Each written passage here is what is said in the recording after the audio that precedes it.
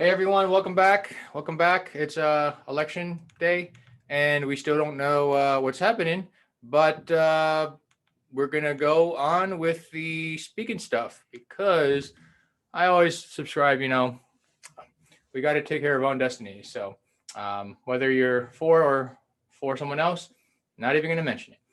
All right. So where we left off was the either or exercises, and we've completed the either or exercises for the alligators and letters A through Z. So we're going to progress now to the part where it says next level worksheet. And the good news now is I talked to the publisher and you can actually download the PDF now. And because we can download the PDF in the next future videos, I can say, on page this and page that.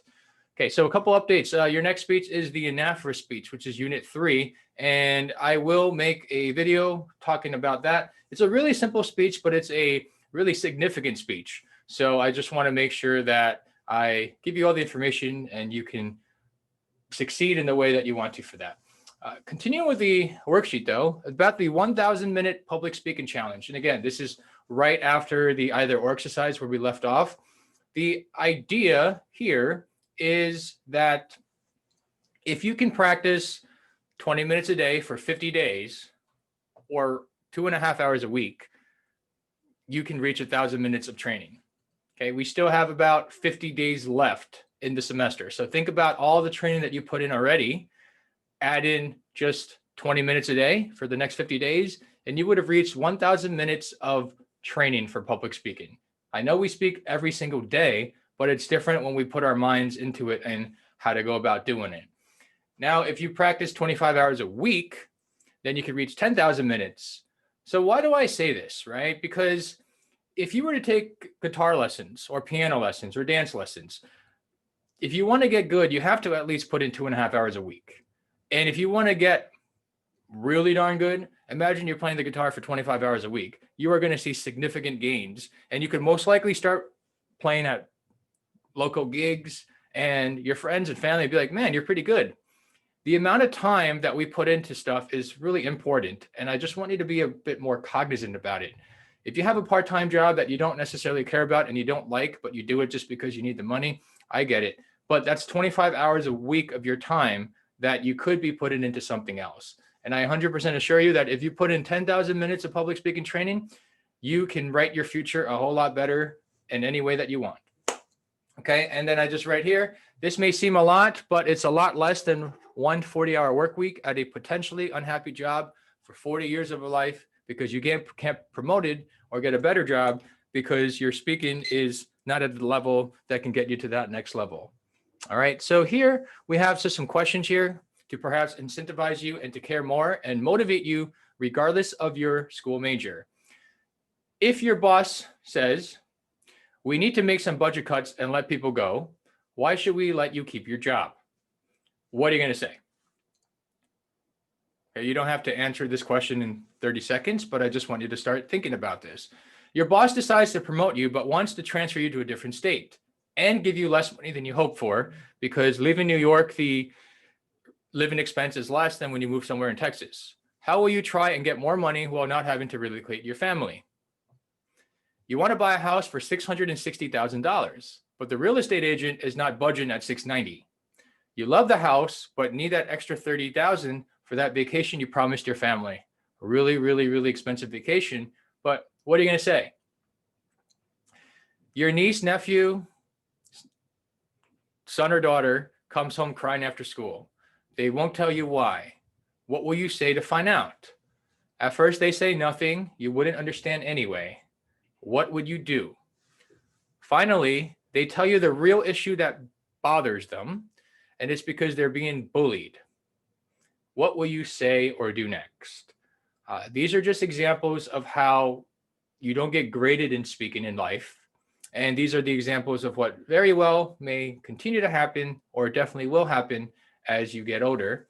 So I just want you to start thinking about this in regards to the incentive of being able to practice more toward 10,000 minutes a day. A lot of you are going to reach the 1,000-minute threshold if you are practicing 13 minutes a day, but consider all this in mind as you get motivated to finish the semester.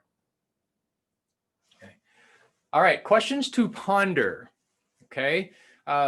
original quotes to ponder. And these are just some quotes that I've made, but I'd like you to think about your own quotes that resonate with you. Knowing how to think, act, speak under all circumstances makes you a happy person. And a happy person is the start of a happy family. I'd like you to just have that sink in a little bit. Communication, the cycle never ends and always begins. And finally, based on all you've experienced thus far, come up with your own communication quote below. This is where we're going to leave off with the first question that I'd like you to be able to answer.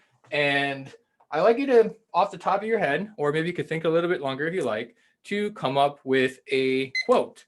And in this quote, I just want you to say something and speak about it for 30 seconds. Okay, so I will start with the quote that I made up here. I'm not going to set it on the ringer ding, ding, ding part because it would be really difficult to just keep hearing that right now. I have to change the settings and I would prefer not to. So I'm just going to start with the following, okay? Communication, the cycle never ends and always begins. I thought about that when I oftentimes think about the thought of, oh, I wish I did something different, or I wish I did this instead so I don't have any regrets. When you're in high school, you might have said, wow, if I had more confidence, I could have ran for class president. And that would have been a lot of fun because there were a lot of improvements and ideas I had from my high school, but I just never got a chance to do it. But now that you're in college, you get a new slate to do that. So why not catch that opportunity? The cycle never ends and always begins when you talk about communication. All right, so that's the first one that I want you to do. So that's just write one. That's 30 seconds of training. All right, here, the 1,000-minute public speaking challenge worksheet.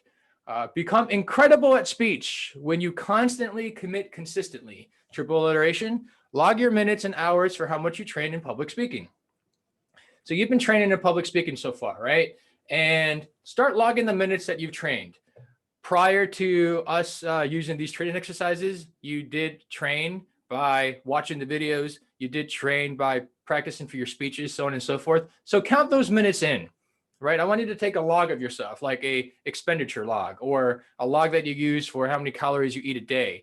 You should definitely start a log for your speech because that is equally or even more important than all those other categories combined, because it will affect your health and it will affect the way that you can earn your income. So take a list and really try your best for the next 50 days to go 13 minutes a day. Okay, 13 minutes a day, 13 minutes a day, 13 minutes a day. And you might be asking yourselves, well, what do I talk about? Stick with the either ors, right? Make up your own either or exercises. Just ask yourself how you're doing today. Just time yourself for 30 seconds, another minute. Just keep getting better and better. Okay, I have this mouse here that is supposed to scroll, but it's not, and it's quite frustrating. So I will figure. Okay, now it's working. Okay, it's working if I click a lot. All right, so here, what have you proved to yourself this week? What new level did you achieve in your speech? Now that we're reflecting back on this semester, all right, because we're coming toward the final stretch. We're in the third quarter of this game. It's got maybe 6 minutes left, and then we got the fourth quarter to finish strong here. Okay, as you look back week by week, right? How have you improved in your speech? What did you learn, or how did you get better in any sort of way? Can you think of the conversations you've had with people?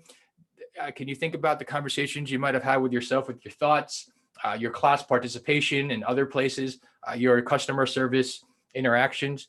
How has your speech improved? Just to give you an example of one of the speeches that not speeches, but speaking, we've been having some heating problems, and the electrician wanted to charge me $300. I just talked to him a little bit. He gave me $280. I didn't want to fight with him because it's hard to have an electrician that you at least trust that can get the job done. I know he gets the job done. So if I have to pay $280 instead of $250 to know that he got the job done, I'm not going to fight it over that. So that was a good experience for me, because maybe in the past I would have fought him a little bit more for the $30, but then you got to realize, like, ultimately, would you rather have the peace of mind that you know that the job is most likely done well because you know that he does good work, or you're going to fight him for 30 bucks. And the next time you have a problem, he might not want to come to you anymore because he could probably rip someone off more without having to deal with a headache. So that's one of the improvements that I made, because now it looks like the heating is available for the wintertime and it's going to be better. Okay. And I know we haven't hit all of November or all of December yet, but I want you to focus on what improvements would you like to be able to write about. Consider this like your, when I grow up, what do you want to be question that you get in elementary school. Except this time it's 2 weeks from now. What do you want to be able to say about your public speaking ability? 2 weeks from now, perhaps you had that presentation in your DNY class, your Discover New York class, and you want to be able to say that you did the best presentation and you got an A. Maybe you have to do a virtual wedding speech because the weddings are canceled in person. So you want to be able to give the best one for that. Thanksgiving, maybe you are still meeting up with family. You want to be able to say a specific toast, so on and so forth. Okay, so I want you to go into that log a little bit.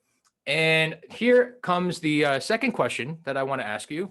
And the second question here is, what is the main progress that you've seen in yourself as you look into this worksheet here and seeing all the months that you've improved? And I'd like you to talk about that for 30 seconds. Okay, so I'll start with myself. I've been teaching public speaking for 11 years in person, but this is the first time that I'm actually teaching an entire semester start to finish online. That being said, I'm not used to speaking in front of a camera. In fact, with my monitors, I noticed that I never really make full eye contact with you because the camera is about 8 inches on top of my monitor where I'm looking at. So I realized that if I wanted to look straight into the camera, this would be a great way for me to be able to improve. But to be able to stand up here and talk for an hour through a video recording is a huge progress that I've made over the course of the semester. And I have many thanks for all of you to do that, for watching these. Done. Now, the third question would be, what progress do you still want to be able to see, come like week 14 of December? And if you notice now, I'm not sure what to say, but you can take a moment and think about it. It's okay. I never want you to feel like you have to rush for these. I'm just letting you know, like, hey, you can keep it to 13 minutes. It's okay. You don't have to think about this forever and run up a whole part. So without further ado, I just bought myself a little time, and I'm going to go with the follow one. Well, as you can see right now, I have a studio that is being set up and it's just been reconstructed. So now I lost the ceiling. I would like to be able to incorporate a lot more body language in my speech and be able to actually use the entire space here. If I step away from the mic, my sound isn't as good. So I actually want to stay close to the mic, but I want to be able to set this all up so I can actually show you body language in a much greater detail, because that's what's going to be coming up in our other videos. I'd like you to try to integrate some more movement into your speeches. And I'd like you to be able to realize, of course, that when you are speaking in front of an audience, you're not going to have a podium in real life. Okay. When you're talking to your boss or you're having a meeting, and you're not just going to stay in one spot if there's 100 people the entire time. You're going to be moving around. So I like to see some purposeful movement from all of you moving forward. And that's one way that I like to improve. Okay. So congratulations. You've answered 3 questions. All right. So now you're at 1.5 minutes for this training. All right. So we proceed now to the coming of age and self-independence financial monthly bills worksheet. When it comes to money, we can chase money with our 2 legs. We can work, and we can try to gain prospects for clients, right? But my mother always told me that as fast as you run, you only have 2 legs and money has 4. So what does that mean? Money goes out the door a lot faster than you can catch it. That is why, as young adults now, gaining more independence than perhaps you ever had in your life and will continue to have, I created this worksheet for all of you. Because I know a lot of you are having your first jobs or you're still working, but now you're starting to pay for things yourself.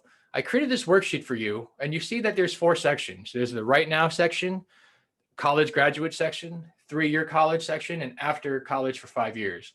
Right now, you might put a lot of zeros down. For example, you don't pay any rent, you don't pay any mortgage, you don't pay your utilities, you don't pay any home maintenance. But 5 years after you graduate college, if you're 18 and you graduate at 22 after 4 years, and then you have 5 years to that, you're 27 years old. You got to ask yourself, do you want to have your own apartment? If you do, you got to rent. Now you don't put a zero down anymore for your money. You have to put down, I don't know, at least 1,000 something. Maybe you don't have a mortgage yet, but if you would consider buying a house by the time you're 27, then you may need a mortgage. And then you're going to realize that your monthly mortgage payments are going to be $2,500. So write that down. You'll be paying utilities and all that sort of stuff. So I want you to get a good indication about the amount of money that you actually make right now, or the amount of money that you're actually spending right now, and be conscious about how that's going to play about. Most people talk about, wow, I have a $100,000 job a year. They don't factor in the fact that they're working 80 hours a week to do it, and that they don't necessarily like their job. They don't factor in the fact that it might be easier to save money as opposed to spend money. So that's where, your phone bill comes. Do you need all that gigabytes? Your internet, do you need all that extra high speed? The other memberships that you might have online, your Netflix, your Amazon Prime, all that type of stuff. Those monthly bills certainly do add up. The good news is, without going out much, your dining out bill may be less, but then again, maybe you're ordering Yelp a lot more and Grub, so that it's gone up a bit because of ordering in. Just keep track of all this, because ultimately speaking, people always say, I want to go to college because I want to get a degree to get a better job so I can make more money and live a happier life.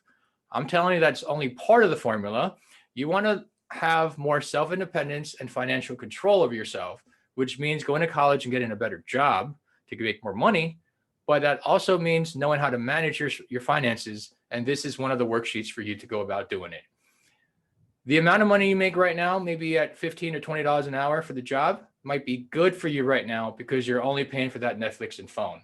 But if you started to have to pay a mortgage, or just paying rent, or paying more of the extra parts, it's not going to be so good anymore. That's why I always emphasize that speech is so important, because your speech might be good for right now, but is your speech good enough for the next 10 years of your life? All right, that's the part I want you to think about. Recently, I built a computer over the summer, and I made sure I built my computer good enough so that it should still be good enough 2-3 years down the line. And likewise, your speech might be good enough to get an A in this class even, but is it good enough for you to pass a 4th round interview for the job that you really want to get? That's the story. As you proceed down to the green part, you see a chart here that says hourly, salary, and total week, month, and year taxes not taken out yet. So, my first job was actually less than $8.50. It was $7.70, but I didn't want to use that weird number, so I just said $8.50. Okay, so I just wanted to, for now, because minimum wage has gone up to 15, congratulations over there. $15 an hour. If you work 10 hours a week, congratulations, you made $150. Okay, and of course, if you work 40 hours a week, you make $600. But again, this is all before taxes, so you still have to deduct 30% from that. I just wanted to let you see here that if you made $15 an hour and you're able to double it, then you would make $300 in half the time. Makes sense, right? So essentially what I'm trying to say is the amount of money that it's going to take you to make $600 would normally be 40-hour work week. But if you can double your hourly pay, instead of working 40 hours a week for the same money, you only have to work 20. Now think about what you can do with the additional 20 hours of your time, simply because you doubled your salary from 15 to 30. What would you do with an extra 20 hours of your time? And that's the 4th question that I want you to go about doing now. Okay, and here we go. If I had, and please don't just repeat the question that way, because then you start parroting. So you know what the question is, and you can say it in a different way. For example, you can say, almost 24 hours. If I had 20 hours extra per week, I would make sure that this entire green screen is completely set up. I've been changing this little bit by little bit, and I hope now that I have the standard mic, my audio is better for all of you, because I want to make sure that when I actually do come to the whiteboard and teach lessons, my mic is not 8 feet away from me. And that's what I would be doing for the next 20 hours if I had it extra per week right now. Okay. So what did you realize about your money? Well, what surprised you? This is a question that I'd like you to ask once you do these worksheets. So, and I'd like you to be able to answer that question. So without further ado, I guess I'll answer it myself so that we keep it, same for everybody. And I can say this: money certainly adds up. If you pay $20 a month for a membership, that's actually $240 a year that you have to pay. And the difference with that is you're not getting any discount from it. It's $240. And just adding in little premiums in there, you might just very well be paying $300 a year for a subscription. That's why I made sure that I canceled my Amazon Prime. I canceled my cable, canceled my phone bill for the landline. But I make sure that I'm able to find cheaper alternatives to still have a meaningful life with the technology that I need. Money just can go out really, really quickly. Okay, cool. Congratulations. Yep, I think that's 5. Now you want to aim for 26 of them. All right, so now you get to your first little paper to write, okay? And I made it that's 200 words. And the final draft is 100 words. So just write a quick draft for 200 words. I just wanted to edit it down to 100, but also send both of them in. And where do you send this? You just type it into the same link area that you did for these training videos, and then I can give you some extra credit for that.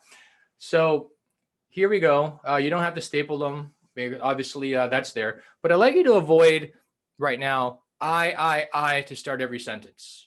Okay. I also like you to cut out the word very and also cut out the word hardworking. A little bit about why the I's. It's too simple of a sentence for you. I want you to not have a simple sentence, but a sophisticatedly simple sentence, perhaps. I can speak Spanish, yo me llamo Juan, yo tengo, una hamburguesia. I have a hamburger. But my point is, the I is the simplest sentence to be able to say in the English language, and you have a lot more ability to say something more catchy, but still gets the point across. Very is just a way for you to use 2 words instead of 1, or 2,000 words instead of 1,000. So rather than say that you're very cold, just say that you're freezing. Show some extra level of vocabulary. Rather than say you're very talkative, you say that you're loquacious. And, you don't expect a 5-year-old kid to say, wow, you have a loquacious personality. And that makes them stand out under the right context, right? And you would expect them to say, oh, you're very talkative. So the amount of vocabulary that you have certainly makes you a better speaker. One of the primary reasons why I'm not as good of a speaker in Spanish, in this example, as you can see, is because I'm limited to the amount of vocabulary that I have. I might only know 500 words instead of 5,000. That's a really huge difference, right? So aim to avoid the word very. And last but not least, for now, avoid the word hardworking.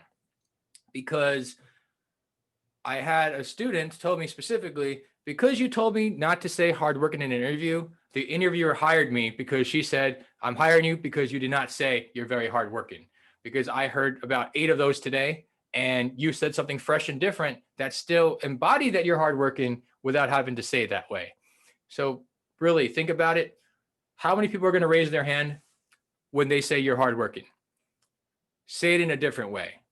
I work round the clock. I work until my hands are so callous from moving the stones from this coal mine. Okay, so before you start this, you can start it right away, but I'm just giving you some time to think about it, because ultimately, ladies and gentlemen, yeah, you're doing this because it's a class, but I can tell you for sure that the most important question that you're going to have to deal with for yourself is, who are you as a person? What's your purpose? Why are you in this existence? What does life mean to you? And especially now with everything going on, we see the delicate balance of life.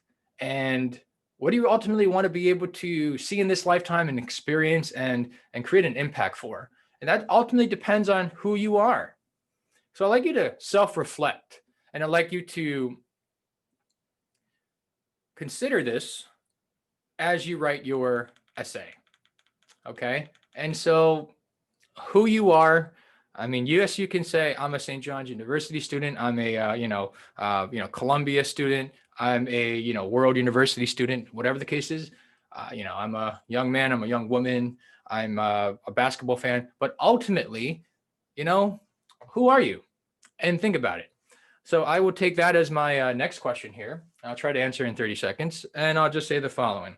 And there's so many different ways you can slice this, right? So I could say the following. Currently, I'm a person who's wearing a suit and tie, even when I don't have to. But I'm doing it because I've always been a person that tries to do what he thinks is going to create the best experience for other people.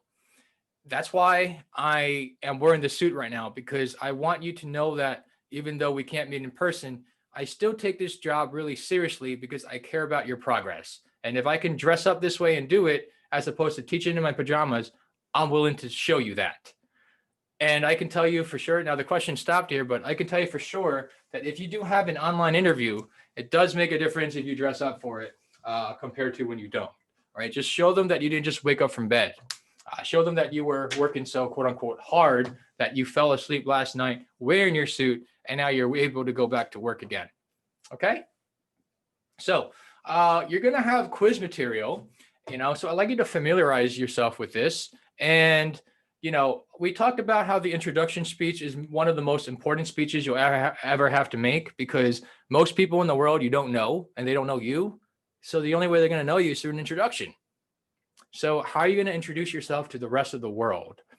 That's something that I'd like you to really think about. Right? The rest of the world doesn't know you. What are you going to say? Imagine you're the new kid at a school. It's like, hey, everyone, Dan here is a new student. Dan, would you like to say a little bit about yourself as we welcome you to the 8th grade? Now you're giving an introduction about yourself to the rest of the world. Okay. So what are you going to say? This will be the 6th one already. And I would say the following. Traveler. Although I consider myself a world traveler, I can now say that I'm just a traveler of life. I like to take all the roads that I can do so that I can end up with the best sites.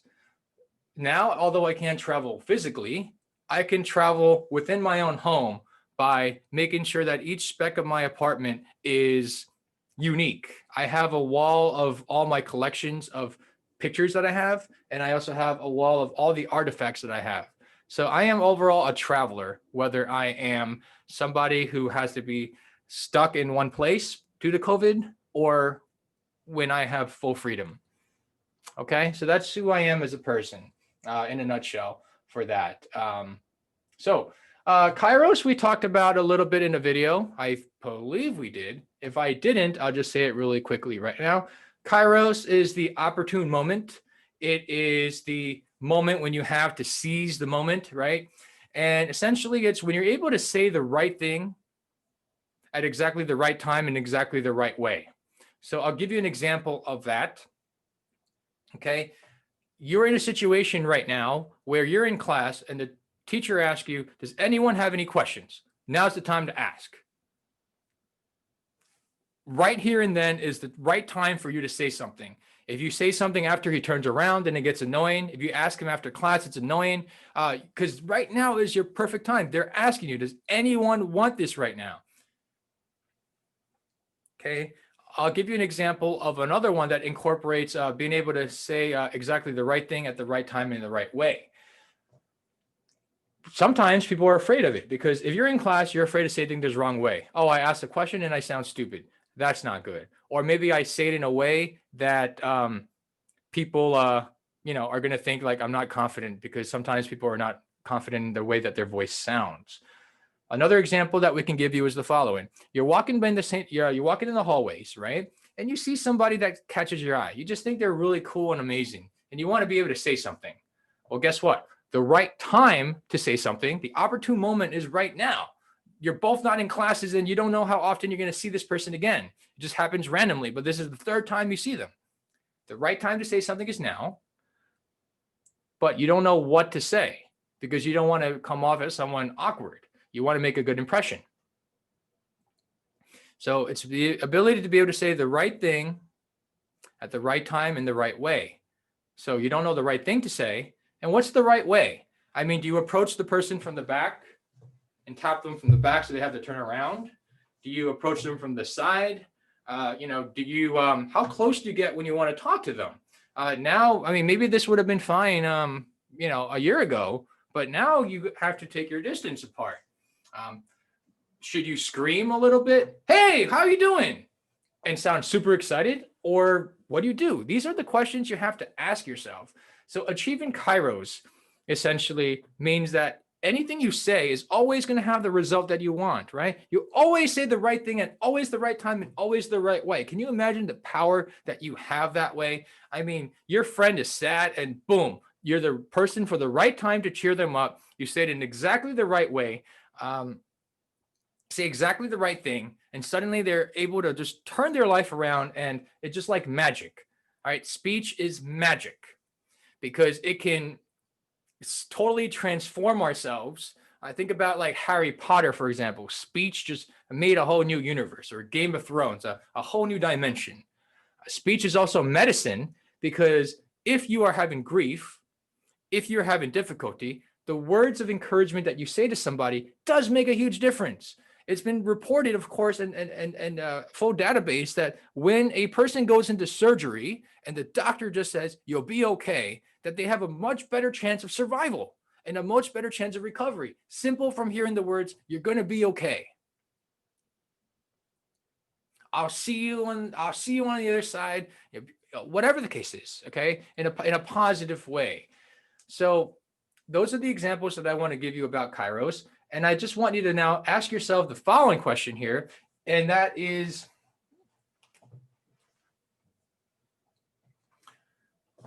when's a moment in time that you wished you achieved Kairos, but you either failed to act on it, you didn't say the right thing, you didn't say it in the right time, or you didn't say it in the right way, okay?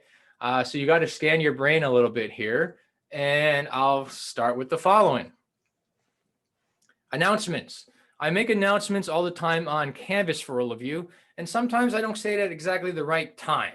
All right, I wish I got it out, a few days or a week earlier, so I could not have to put so much time strain on it. And sometimes, of course, I say something and you email me, and thank you that you do, because it might not be as clear about it, and that bothers me as well, because I want to get the most clearest, concise communication going for all of us. So that's an example of how I don't achieve Kairos. Okay. Now, can you think of a time in which you did achieve Kairos and it was really, really great? So my nephew just turned 16 in Taiwanese years, and that means that he is now grown up. So I was able to communicate to my sister because it's the responsibility of the uncle on the mother's side to buy him new clothes from head to toe to symbolize that now he's grown up. And I was able to do it in a way where she felt that my gesture was sincere, that it was well intended, and it wasn't to garner attention or to just put myself in the good graces of any of them. It was something that I was happy to do. And then long story short, he got his stuff and I was just really happy with that outcome. So I felt like I said the right thing because I wanted to communicate, hey, buy the clothes that you want, not the clothes that your mom wants you to get, or buy what you think I would like. I said it at the right time because it was right before his birthday on the 27th. I told them like on the 24th. So they had some time. And I said it in the right way because I didn't want to pressure him to do it like he's doing it for me. I wanted to let him know that, hey, I'm doing this because I want to, because I want you to want to do this for yourself. So you can look back, 20 years from now and remember that this is a symbol of how you grew up. So that when you look at these clothes, if you still have them, it's there for you. Okay. So moving forward with that, we talked about the 3 artistic proof and inartistic proofs. So I'm not going to go into that. But for letter B, we talked about topoi. Now, topoi is topics, right? And essentially, Aristotle was just saying that if you're not sure what to say, you can always just say the opposite of it, and then you have much more of a communication. And I'll give you an example of that. So you might be able to say, hey, what did you do yesterday? Talk about what you did yesterday. You feel like the conversation's dying down. You could just simply say, well, what are you doing tomorrow? Bam, you have a whole new conversation that you can have, right? Oh, cool. So it's wintertime. What sports do you like to do in the wintertime? You talk about that with your friends, and then you're like, this conversation's, I don't know where to take it. Then you talk about, hey, well, what did you do this past summer? What activities do you like to do in the summertime? What do you do when you get angry? Well, what do you do when you're happy? Sorry, what do you do when you're angry? And then what do you do when you de-stress yourself? Those are examples of how Topoi works. You're always able to talk about opposites. So I would really like this to be a good skill for you, because as you have to talk longer, oftentimes you don't know what to say. Just think about what you said and say the complete opposite of it. And that's how conversations keep on happening. There are 4 types of speeches. You have your manuscript speech, where you write everything up. You have your memorized manuscript speech, where you wrote everything up and you memorize it. Then you have your extemporaneous speech, which is what we train you for, is when you speak with keywords, bullet points, and symbols only. It's like the liquid between the solid, liquid, and gas, because it is prepared, but you can flow around and be all right with it. So right now I'm trying to speak with the extemporaneous method, right? I'm going down the workbook, so it's all there, but I'm not reading off of it, because, oh man, that would be really boring for you, right? And I'm not going to memorize everything I'm going to say either, because it's way too much. I've been speaking for 33 minutes now. This is not even a lot of time for meetings that happen.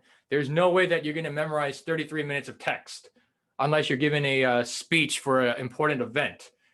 But you would bore them too if you can't make adaptations to it. And finally is impromptu speaking. It's when I just ask you a question, I throw you in the spot. So that's a big part of what these 13-minute exercises are for. Attention grabbers, we talked about a lot of them, but now I'd like you to be able to use the following ones for your attention grabbers for this NAFRA speech coming up. And I don't know if you can actually read this, which is going to be difficult for me to deal with. So I'm just going to write, hopefully I write here.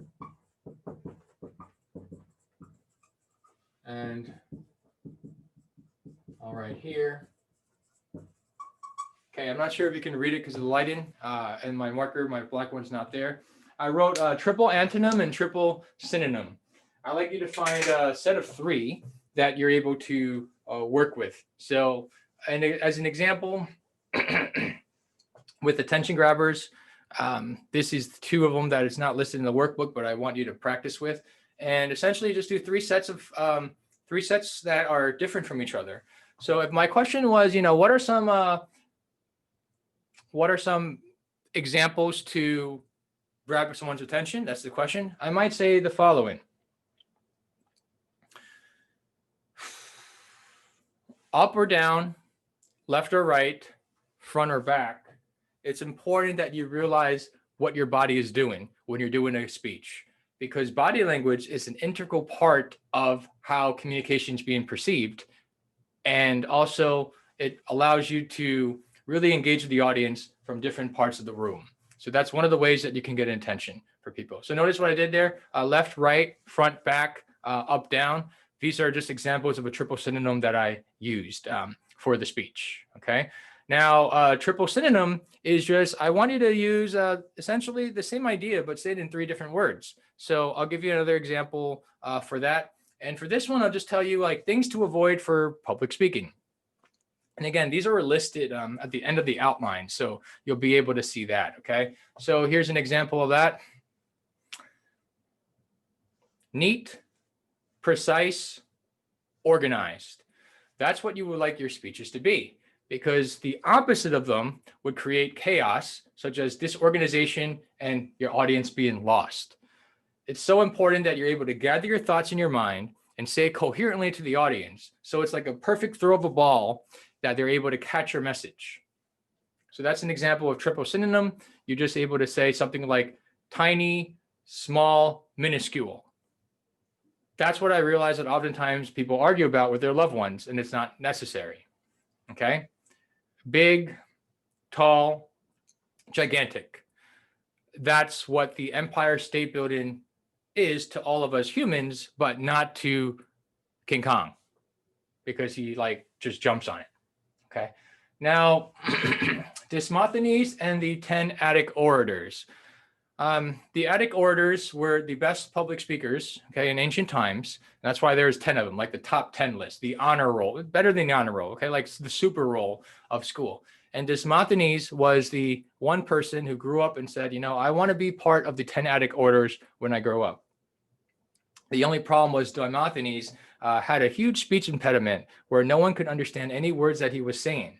So whenever he said that he wanted to grow up and be an amazing public speaker, people just laughed at him. It's like me saying I'm going to grow up and become, you know, the world's greatest athlete, and I'm like really short and I'm completely unathletic, right? That would be what it would signify. And I'm realizing from the angle of this, you might actually think I'm really short. So it works perfect for this example.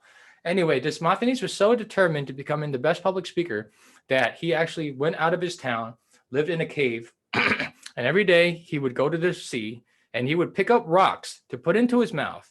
And he said, well, if people can't understand me without having any rocks in my mouth, what difference does it make if I actually had rocks in my mouth?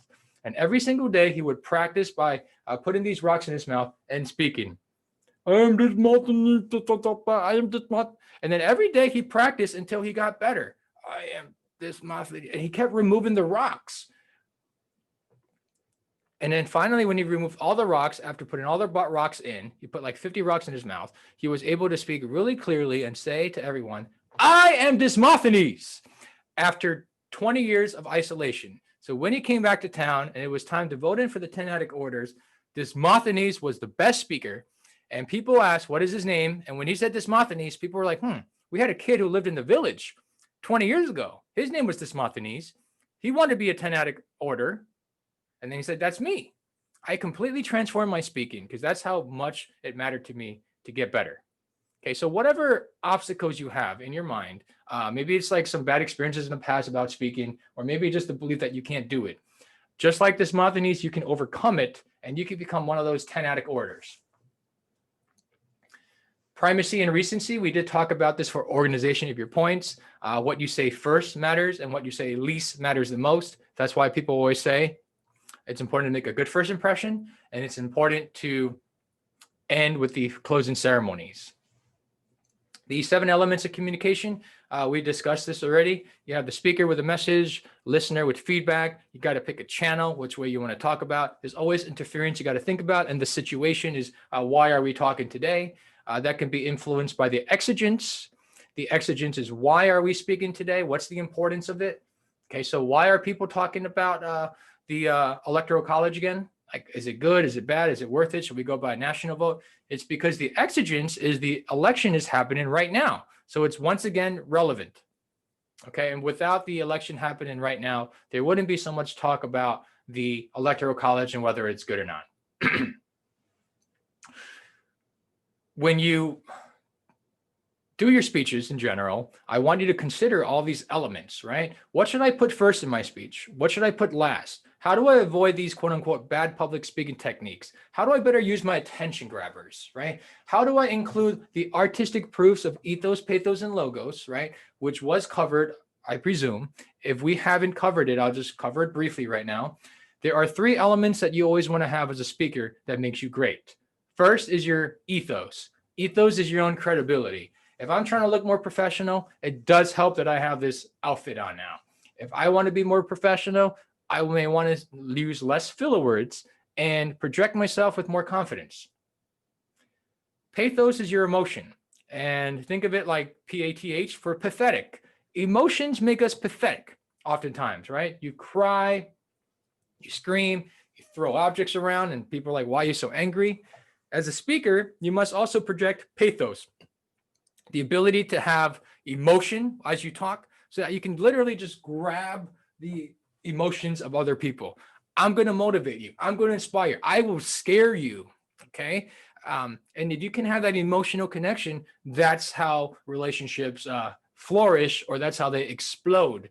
It's so significant that pathos was considered the most important of these 3 elements. Now, logos is logic. Of course, what you're saying has to be understood and comprehended. So if you can be logical while grabbing the emotions of your audience and the audience believing that you're a trustworthy, credible person with your ethos, that's when you have the 3 artistic proofs, because you're literally able to make art. Right? People pay to see art, and your speech is now becoming the art of speech. Right? The art of war by Sun Tzu. The art of speech is what you're able to possess. Now, in artistic proofs are other elements that you use that's not related to speaking to try to prove your point. And the example I give is the following. Can you prove that you graduated from high school?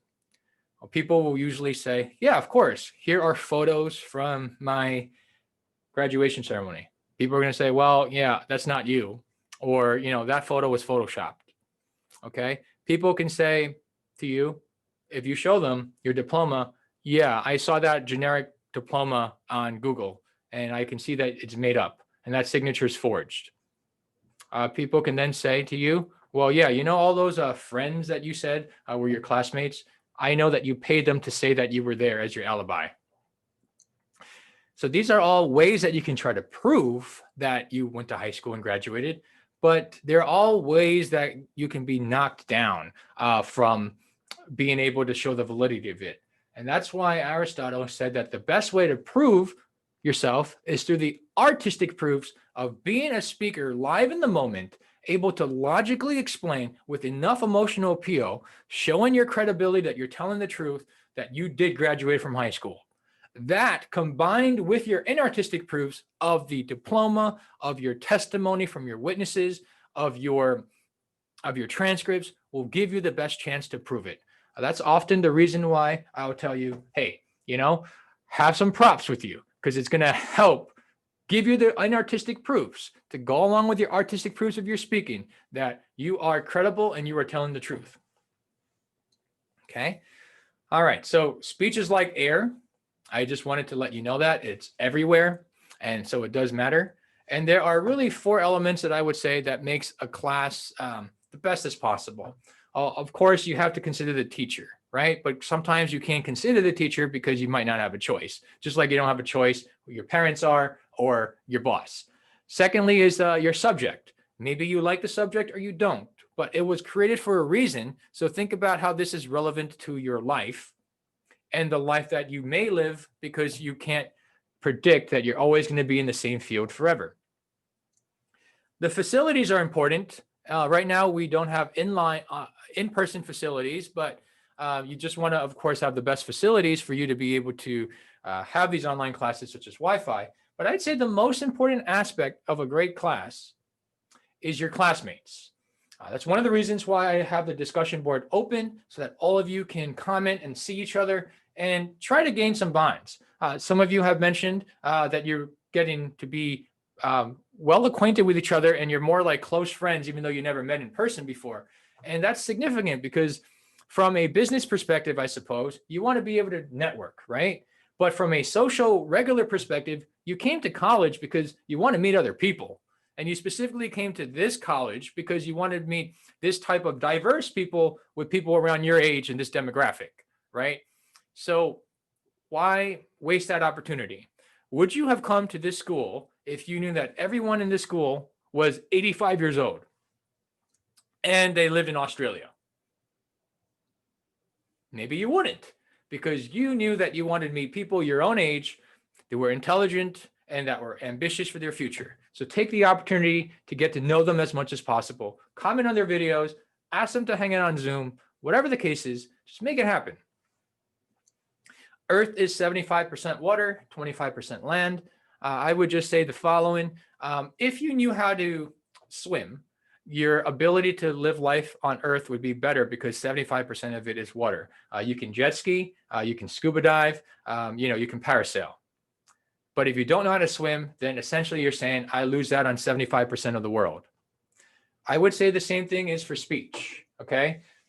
If you can speak, you open yourself to a whole lot more possibilities than if you can't speak confidently.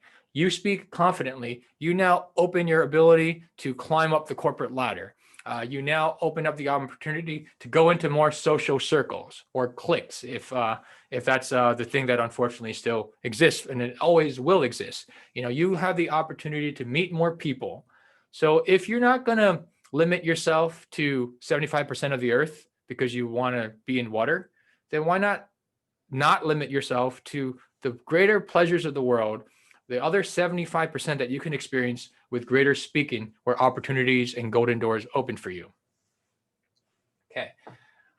So examples that I always talk about for metaphors of this class, I do like to mention that, our class is like an elevator. We're all trapped together. We're in here for an entire 3 months. No one's going to rescue us. So you should get a chance to talk to each other and get to know each other. Okay. We're on an airplane. We're going to get to our destination. You are going to finish the semester. You are going to become 50 years old one day. But while you're on this airplane, why not make it the best as possible? Be respectful of each other and get to know each other and talk. We're a television series. All of you are a character on the TV series. There are no stars. You all get the same amount of dialogue. I'm not telling you get 20 minutes for your demo and you only get 2 seconds.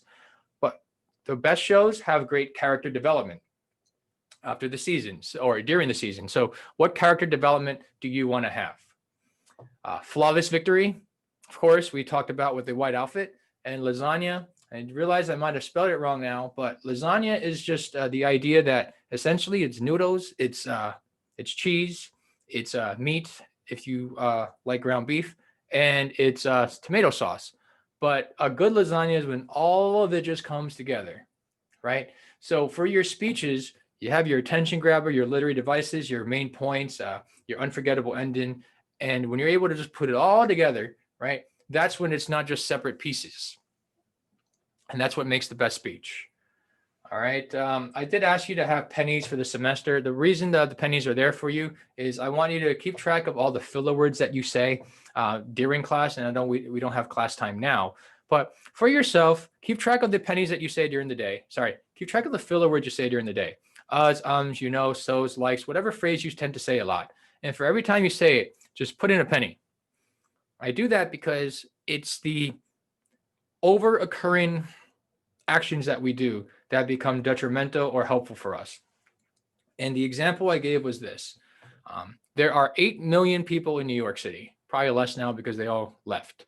But if every single one of these 8 million people were to give you a penny, did you realize that you gain $80,000 tax-free? That's the power of a penny. That's the power of a single word. So make each word count and count your filler words, because sometimes if you say filler words in the wrong situations, you're losing your ability to make the impression that you should be making. Seconds turn into minutes. Okay. Sister, brothers, in-law, nephews. I want you to think about the people in your life that you're close to now, but you have a chance of not being as close with them if you can't relate to the people that they end up wanting to choose in their lives. So imagine your sister and brother gets married and you don't get along with their spouse. How is that going to affect your relationship? And imagine that your sister or your brother, has a family and you don't get along with their kids, or your nieces or nephews. How is that going to affect your family? So the ability to choose who we talk to is oftentimes out of our control, because the people in our lives, you can't choose who they talk to. And if you want to have some nice unison and harmony, it's your job as a speaker to be able to relate to all of them to make sure it still happens. Okay, so we're down to final minutes here. Okay, and what content resonated with you the most? Okay, now I'm not going to these are exercises here where I like you to write and follow these exercises here. A lot of people tend to come into this class with much more essay writing experience, of course, because that's how you've been taught in school. And then so you write things up, you memorize it, and give a quote unquote speech, right? But we're teaching you how to do it extemporaneously here. So here, I'd just like you to be able to write a whole paragraph on the question. And then from that paragraph, I just want you to pick 3 keywords from it. And then from those keywords, I like you to be able to do a 60-second speech from it, from just those 3 words. Okay. I'd like you to repeat this process, right, for the remainder of the boxes. Okay. Now, the Unit 1 literary devices, they're not going away. Okay, these literary devices. When I thought they were going to go away, guess what? They came up with the Powerpuff Girls, and then they came up with Bob's Burgers, and then they came up with SpongeBob SquarePants, and then they came up with Perry the Platypus. And I'm sure in the future they're going to come up with more alliterations here. So here I want you to just use your mind, scan it, and try to come up with as many alliterations that already exist already, so that you know that this is so prevalent and it's not going to go away. Again, I always say letters A through Z are all the words that in the English language. The better you know them, the better speaker you're going to become, because that's the tools that you have access to. Okay. And this exercise here, you have all your alliterations here. I'd like you to try to make sentences with just one letter all the way, such as while Willie watched wretched whales, Walter waited. Acclaimed and astonishing author achieves annual award again. So do your best with these. And if you have to throw in a different letter in the sentence, that's perfectly fine. But do the best you can here. So when you have these questions here, this is what I'd like you to be able to speak on behalf of your 13 minutes. What are you seeing about the prevalence and practicality of the alliteration device? Finally, we go into the rhyme. And I'd like you to try to come up with as many rhymes that you already know. The cat in the hat. If you do the crime, you do the time. Teenage Mutant Ninja Turtles, they are lean, green, fighting machines. So come up with these off the top of your head that you know already exist. I wanted to see the prevalence of these rhymes as well. And again, if every word starts from letters A through Z, then there's only so many sounds, A, E, I, O, U, out there with consonants. So the better you're able to master the sounds, because language is melodic and it is musical, the better it is for you to do there. Okay. Over here, I'd like you to pick 3 songs that you know that has some rhyme in it. And in your video, I'd like you to, sing. So here we go. The Police, Every Breath You Take. Every breath you take, every move you make, every single day, every time I pray, I'll be missing you. Oh, can't you see? You belong to me. How my poor heart aches with every step you take. All right, bad rendition. Didn't warm up at all, but hey, do something there, okay? So you have your 3 songs. I'd like you to practice this out here. And for this part of the exercises, I'd like you to at least try to sing the song a little bit in your training, or at the very least, project it. Every breath you take, every move you make, every single day, I'll be watching you. I messed up the lyrics there, but you get the idea here. Dramatic pauses. Give you 2 examples of one. A lot of times when you're watching shows, Dancing with the Stars, and the winner is. We'll be right back at the breaks. There's a reason they do that, right? To grab your attention. Also, when you're talking about an auction, you say, here, platypus, platypus, platypus, platypus. Do I hear $500 platypus, platypus, $600 platypus, platypus, $800 platypus? Going once, going twice. Sold platypus for $800. Next, gung, gravel. So I want you to think about when dramatic pauses happen in maybe movies or shows or songs, and in your daily commercials, daily conversations, commercials. I want you to think about. Now, these questions for Topoi, these are the questions I'd like you to answer. You don't have to pick all of them. You have a bunch of ideas here. So again, the idea is you do 26 30-second sets, and I'm giving you now options for you to do it. Now, of course, ideally you should be practicing 13 minutes a day, so you have all the options to be able to practice 1 to 13 today for a minute. You can do 14 to 26 tomorrow. Just the more time you put into it, I promise you it's going to pay off for you.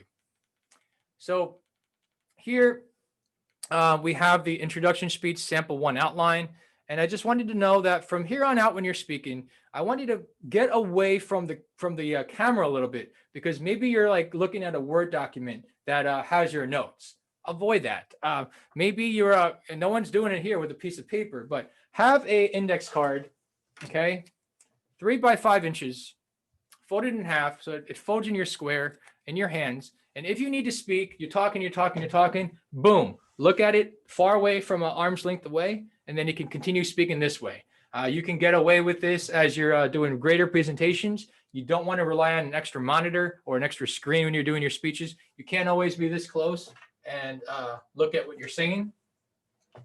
It's oftentimes not helpful to look somewhere else. So you're looking, you're speaking, bam, I got my point, and there you go.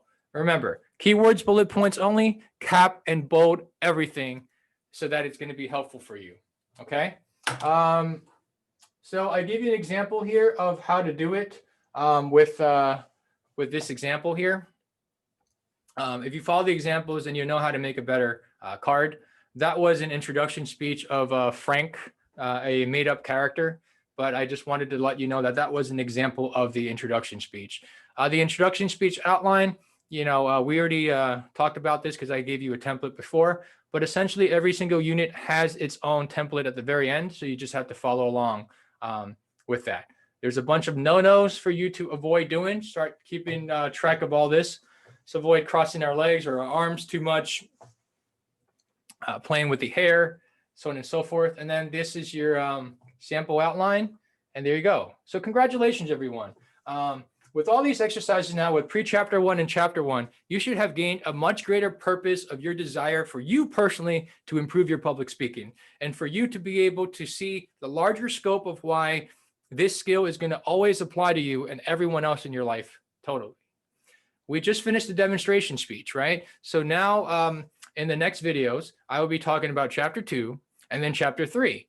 So then that way I'm going to make sure that we all make the best possibility for making that an after speech. Okay. So for this video that I've talked, it's about an hour long. From this hour-long video, you have some of the questions I asked you to practice. But in the end, I just want you to also think about what else do you want to do to fill up the rest of the 13 minutes. Here, you just have 1, 2, 3, 4, 5, 6, 7, 8. You had 4 minutes of practice there. You have another 9 minutes to talk about anything else in the video. So I'm really curious how your video is going to be different now because you're going to choose different sets. Remember, 30-second sets or maybe a minute set. Just let me know in advance when you do those videos. So I don't want you to just ramble on and on. The point is to be concise and precise and dice the competition. All right. Thank you very much, everybody. And I'll see you in the next one really shortly.